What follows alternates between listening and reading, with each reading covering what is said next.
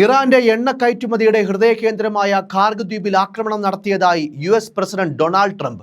സൈനിക കേന്ദ്രത്തെയാണ് ലക്ഷ്യമിട്ടതെന്നും എണ്ണ ഉൽപാദന കേന്ദ്രങ്ങളെ ലക്ഷ്യമിട്ടിട്ടില്ലെന്നും എന്നാൽ അടുത്തതായി എണ്ണ ഉൽപാദന കേന്ദ്രങ്ങൾ ആക്രമിക്കപ്പെട്ടേക്കാമെന്നും ട്രംപ് മുന്നറിയിപ്പ് നൽകി. ഇറാന്റെ എണ്ണ കയറ്റുമതിയുടെ 90% നിയന്ത്രിക്കുന്ന തന്ത്രപ്രധാനമായ ദ്വീപിലെ സൈനിക കേന്ദ്രങ്ങൾ തകർത്തതായാണ് US പ്രസിഡന്റ് ഡൊണാൾഡ് ട്രംപ് അവകാശപ്പെടുന്നത്.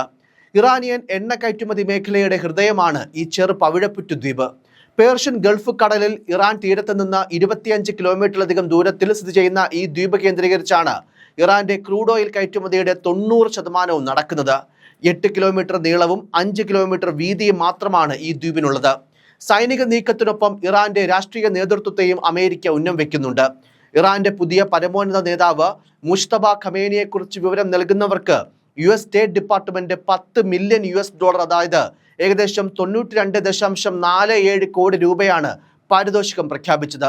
US ഇസ്രായേൽ ആക്രമണത്തിൽ മുസ്തബയ്ക്ക് പരിക്കേറ്റതായി പ്രതിരോധ സെക്രട്ടറി പീറ്റ് ഹെക്സത്ത് നേരത്തെ വെളിപ്പെടുത്തിയിരുന്നു. ആഭ്യന്തരമന്ത്രി ഉൾപ്പെടെയുള്ള ഇറാന്റെ ഉന്നത നേതാക്കളും അമേരിക്കയുടെ ഹിറ്റ് ലിസ്റ്റിലുണ്ട്. അതേസമയം ഇറാനിലെ എണ്ണ ഉൽപാദന നിലയങ്ങൾ ആക്രമിക്കപ്പെട്ടാൽ അമേരിക്കയുമായി ബന്ധമുള്ള എണ്ണ ഉൽപാദന നിലയങ്ങളെയും ആക്രമിക്കുമെന്ന് ഇറാൻ സൈനിക വക്താവ് പ്രതികരിച്ചു.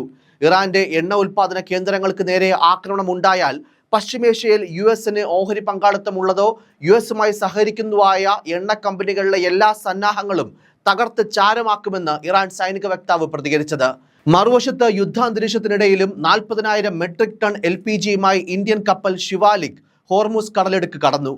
ഇന്ത്യൻ നാവികസേനയുടെ യുദ്ധക്കപ്പലുകളുടെ സുരക്ഷാ അകമ്പടിയോടെയായിരുന്നു യാത്ര. ഇന്ത്യ ഇറാന്റെ വിശ്വസ്ത പങ്കാളിയാണെന്നും ഇന്ത്യൻ കപ്പലുകൾക്ക് ഭീഷണിയില്ലെന്നും ഇന്ത്യയിലെ ഇറാൻ അംബാസിഡർ മുഹമ്മദ് ഫത്താലി വ്യക്തമാക്കി. എന്നാൽ സംഘർഷം രൂക്ഷമായാൽ ആഗോള ഊർജ്ജ വിതരണ ശൃംഖല സ്തംഭിക്കുമോ എന്ന പേടിയിലാണ് ലോകരാജ്യങ്ങൾ.